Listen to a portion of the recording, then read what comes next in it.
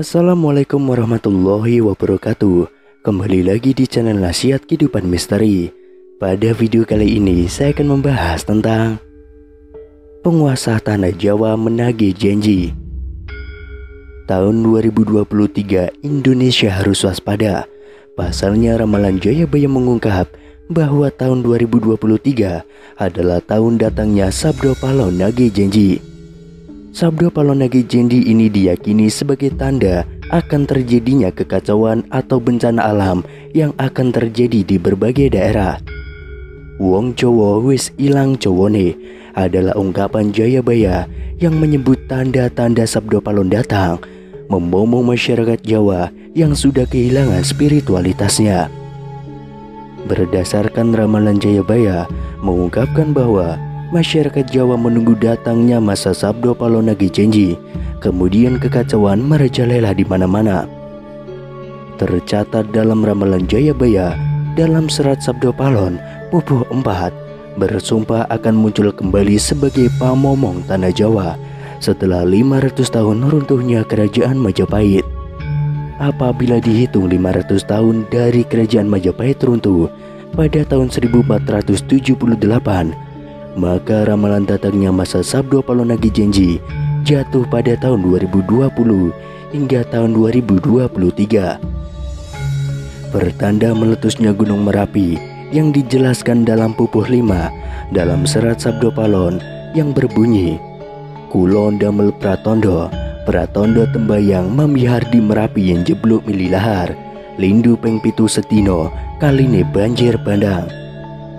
Yang artinya, saya akan membuat pertanda sebagai janji teguh saya apabila Merapi sudah meletus mengeluarkan lahar dan terjadi gempa bumi 7 kali dalam sehari serta banjir bandang akan datang. Dalam serat Sabdo Palon pupuh 13 disebutkan akan ada ombak munggah daratan yang artinya merujuk pada sebuah bencana tsunami. Berdasarkan pupuh 11 dalam serat Sabdo Palon disebutkan panggeblo ingkang pinangkung leloro ngombro-ngombro enjang sugeng sonten praloyo, yang artinya akan datang wabah mengerikan merajalela di mana-mana. Paginya orang-orang masih hidup, sorenya banyak yang mati. Selain itu disebutkan akan ada juga kejadian sosial di mana perpolitikan akan memanas di tanah Jawa sehingga Indonesia menjadi carut marut. Hal tersebut lantaran adanya egosentrisme dan eksploitasi yang semakin parah. Disebutkan juga oleh Sabdo Palon bahwa moral masyarakat Jawa banyak yang rusak. Dalam ramalan Jayabaya bahwa masa Sabdo Palon nagih janji ini akan menimbulkan kejadian alam dan kejadian sosial yang bakal terjadi secara terus-menerus hingga tahun 2056 berdasarkan waktu yang sudah diperkirakan. Tidak hanya tentang wilayah Pulau Jawa yang disebutkan oleh Sabdo Palon dalam ramalan Jangka Jayabaya, tapi masa Sabdo Palon meliputi satu Nusantara atau Indonesia. Itu artinya dari Sabang sampai Merauke diramalkan sama-sama akan mengalami kejadian bencana alam dan sosial yang sama. Datangnya rentetan peristiwa tersebut akan terjadi secara beruntun atau silih berganti dan tidak menentu. Perlu diketahui, Sabdo Palon merupakan tokoh legendaris, pandito, penasihat kerajaan Majapahit, penguasa terakhir yang beragama Buddha dari kerajaan Majapahit di Pulau Jawa. Beberapa ramalan Jayabaya terbukti pada beberapa dekade terakhir.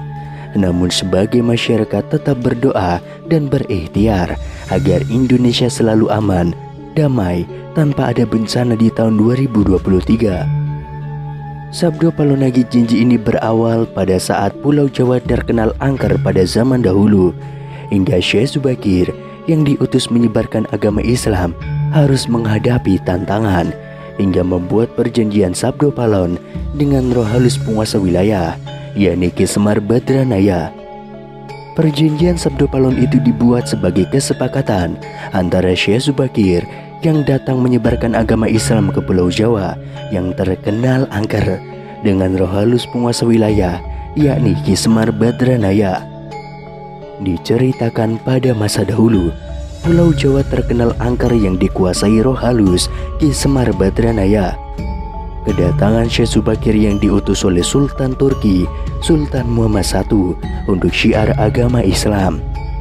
Setelah keduanya terlibat pertempuran dan sama-sama kuat, Syekh Subakir dan Ki Semar Badranaya akhirnya membuat kesepakatan melalui sebuah perjanjian yang disebut Sabdo Palon.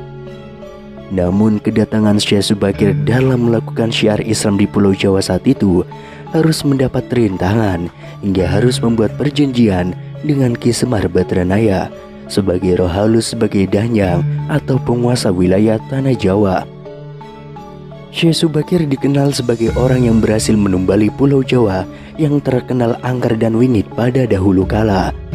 Saat itu Sultan Turki, Sultan Muhammad I mendapatkan petunjuk untuk melakukan penyebaran Islam di Pulau Jawa, sebuah tempat di tanah Jawa yang dalam pengaruh magis begitu kuat. Mulai dari jin hingga setan menghuni setiap sudut tanah Jawa yang saat itu masih berbentuk hutan belantara. Diutuslah rombongan para alim ulama mendatangi Pulau Jawa untuk melakukan syiar Islam.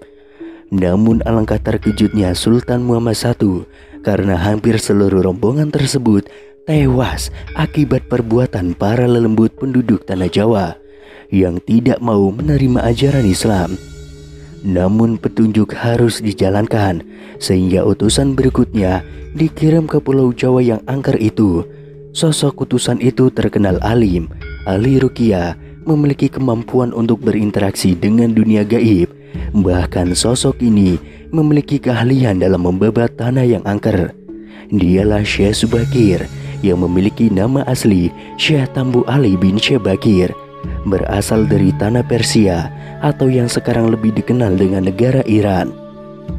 Dalam perjalanannya menuju Pulau Jawa, Syekh Subakir terlebih dahulu mampir ke Prajakling, yakni sebuah daerah yang diduga terletak di India. Di daerah itu, Syekh Subakir membawa 20.000 penduduk di Prajakling untuk ikut dan tinggal menempati Pulau Jawa.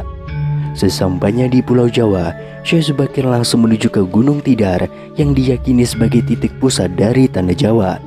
Di puncak gunung ini, Syekh Subakir memasang tumbal berupa batu hitam yang sudah dirajah. Batu tersebut dikenal dengan nama Aji Kalacakra untuk menetralisir daya magis negatif dari bangsa jin. Selama 3 hari 3 malam, batu tersebut mengeluarkan hawa yang sangat panas hingga para lelembut terpaksa menyingkir ke Laut Selatan Jawa. Kejadian itu kemudian sampai mengusik ketenangan Ki Semar Badranaya, sang danyang tanah Jawa yang selama ribuan tahun khusyuk bertapa.